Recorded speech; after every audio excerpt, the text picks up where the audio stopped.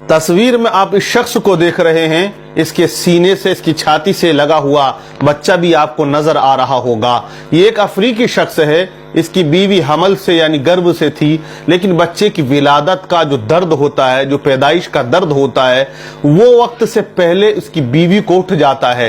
ये अपनी बीवी को अस्पताल लेकर जाता है। डॉक्टरों का कहना यह था कि बच्चे की विलादत अभी ही करना पड़ेगी। जब बच्चे की विलादत वो लोग करते हैं, पैदाइश बच्चे की होती है, तो बच्चा बहुत कच्चा होता है। मतलब यह है कि उसका अभी वक्त पूरा नहीं हुआ, वक्त से पहले बच्चे की विलादत हो जाती है, पैदाइश हो जाती है। अब उसको सांस लेने में बड़ी तकलीफ थी।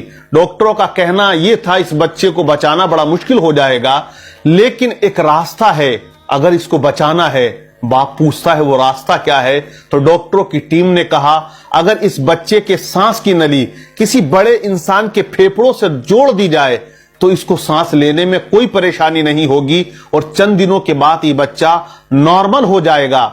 जब नॉर्मल होगा तो उसके बाद उस नली को हटा भी दिया जाएगा। उसने कहा कि अब बच्चे की सांस की नली फेफड़ों से जुड़ना मुमकिन है। डॉक्टरों की टीम ने कहा यह काम हम कर सकते हैं अगर कोई इंसान तैयार हो इस बच्चे की नली को अपने फेफड़ों से जोड़ने के लिए। तो कहते हैं कि मां जहां सरापा रहमत होती है, वहीं बाप की शफकतों का भी कोई ठिकाना नहीं होता है। मेरे भाई, जब कोई नहीं होता है तब औलाद की हमदर्दी के लिए, औलाद को परेशानियों से बचाने के लिए, औलाद की तकलीफ दूर करने के लिए सबसे पहला कदम अगर कोई बढ़ाता है तो वो बाप की जात हुआ करती है। ये बाप होते हैं जो रातों दिन मशक्कतें और मेहनतें किया करते हैं और औलाद को परवान चढ़ाते हैं। तो ये अफ्रीकी शख्स कहता है कि मेरा सीना आप चाक कर दें, मेरी छाती को फाड़ दें, लेकिन मेरे बच्चे की जिंदगी को आप बचा लें। हुआ यही कि इसने अपने सीने को शक करा दिया, छाती को फड़वाया और अपने बच्चे को अपने फेफड़ों की नली से जुड़वा दिया। बच्चे की नली एक बाप की नली से जोड़ दी जाती है और बच्चा परवान चढ़ने लगता है। चंद दिनों के बाद वो बच्चा नॉर्मल हो जाता है और छाती से उस बच्चे को अलग कर दिया जाता है। आज वो बच्चा अपनी जिंदगी जी रहा है, लेकिन ये बाप की शफकतें, मोहब्बतें और बाप की अकीदत अपनी औलाद से है। लेकिन बाप इतनी कुर्बानियां देता है, जब बड़ी हो जाती है औलाद तो आजकल की औलादों के जुमले आप सुनते हैं। आजकल की औलाद एक जुमला कहती है कि आपने हमारे लिए किया ही क्या है। अरे कम से कम इतना सोच ले, तुम्हारे लिए क्या नहीं किया।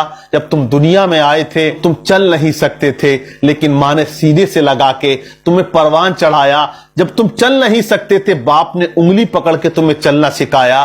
तुम कहते हो बाप ने किया ही क्या है, तो बाप वो करता है जो दुनिया का इंसान तुम्हारे लिए नहीं करता है। बाप खूनो पसीने की कमाई तुमको खिलाता है। मई जून की गर्मी में लोग जहां पंखे की हवा में बैठते हैं, वो मजदूर बाप जाके खेतों में मजदूरी किया करता है, वो मेहनतें मशक्कतें किया करता है, अपने खून को सर से लेकर पांव तक वो बहा देता है। किसके लिए? अपनी औलाद को परवान चढ़ाने के लिए, उनकी तालीम के लिए, एजुकेशन के लिए, उनके रहने के लिए, उनके खाने के लिए, उनके पीने के लिए। आज ये कहता है कि तुमने हमारे लिए किया ही क्या है। जब इसकी शादी हो जाती है तो ये बेटा देखिए कितना जुल्म करता है। वो बाप जो इसे 20 साल, 22 साल, 25 साल तक चूल्हे पर बिठाकर अपने साथ खाना खिलाता था, आज शादी के बाद ये चूल्हा अलग कर लेता है। वो बाप जो दूर से जब चीज लाता था तो दिखाता था अपने बेटे को ताकि मेरा बच्चा खुश हो जाए, लेकिन आज यही बेटा जवान हो गया, शादी हो गई, तो अपने बाप से, अपनी माँ से चीज को छुपा के अपनी बीवी को खिलाता है।